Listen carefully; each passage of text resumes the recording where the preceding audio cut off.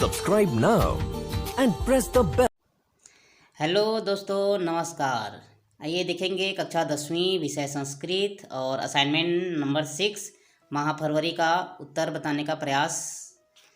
चलिए प्रारंभ करते हैं। पहला प्रश्न है आपका, 9 वर्षोपलक्ष्ये स्वमित्रं प्रति अभिनंदन पत्रे मंजूषात् समुचित पदानि चित्वा रिक्त स्थानानि पूरयात्।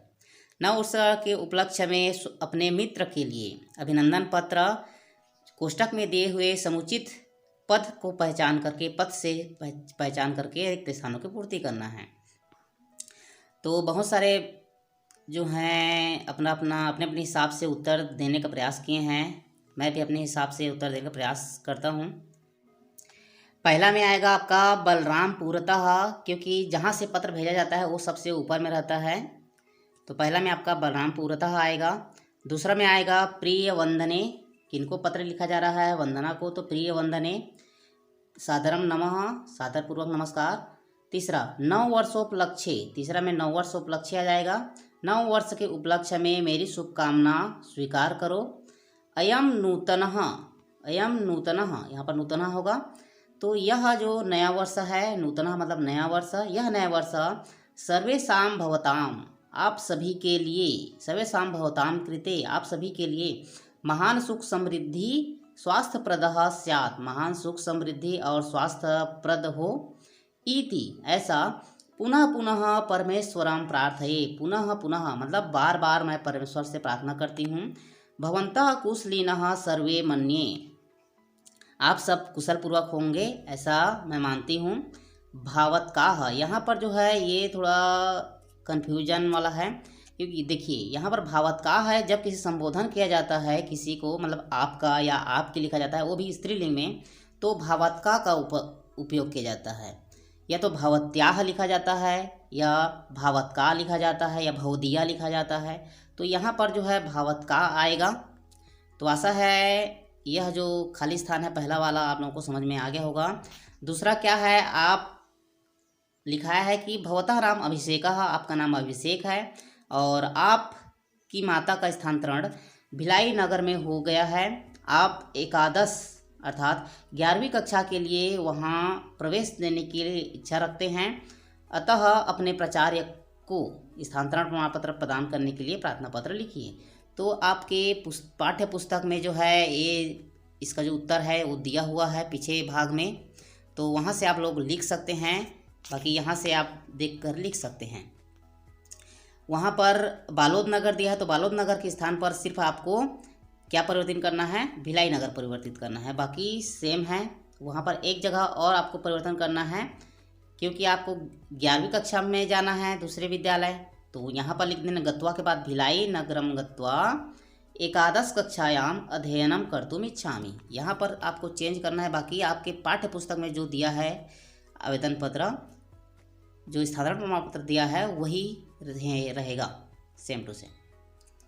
तो इस प्रकार से आप आवेदन पत्र को लिखेंगे। उसके बाद तीसरा में है आपका कोष्टक से पहचान करके रिक्त स्थानों की यहाँ पर भी पूर्ति करना, निबंध लेखन करना है।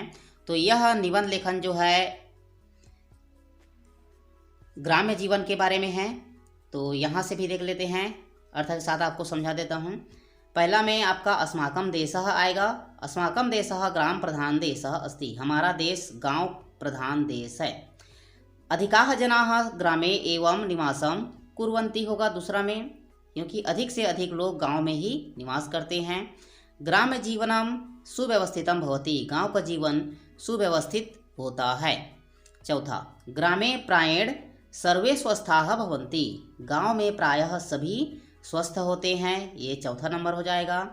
पांचवा, ग्रामे प्रायेण कृषिवलाः भवन्ति, गांव में प्रायः कृषिवलाः मतलब होता है किसान, तो किसान होते हैं।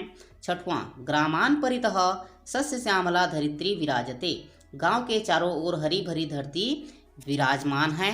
सातवां, स्वास्थ्यप्रदः जलवायु, सातवां में प्रायः होगा, स्वास्थ्यप्रद जलवायु प्रायः गांव में प्राप्त होते हैं। आठवां, ग्राम्य जीवनम सदाचार संपन्नम धार्मिकम च भवति, गांव का जीवन सदाचार से संपन्न और धार्मिक होता है।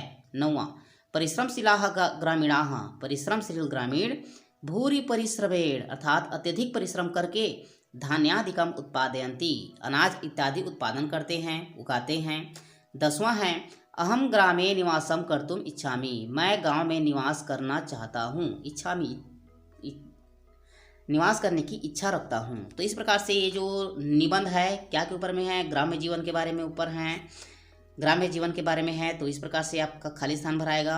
चौथा प्रश्न है आपका कि भवान यस्मिन देशे, आप जिस प्रदेश में रहते हैं, तत्रत्य वैशिष्ट्यम, वहाँ की विशेषता को 15 वाक्येषु, 15 वाक्यों में लिखिए। तो हम जो है मम प्रदेश, हम जो है छत्तीसगढ़ प्रदेश में रहते हैं।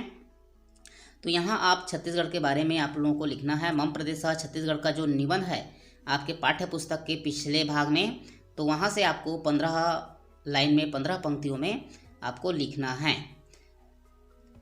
आपका दूसरा और चौथा प्रश्न का उत्तर जो है आपके पाठ्य पुस्तक में ही दिया है, और पहला और तीसरा का उत्तर जो है आप इससे यहाँ से देख करके लिख सकते हैं। आशा है यह जो वीडियो है आपको समझ में आया होगा, आपके लिए उपयोगी होगा।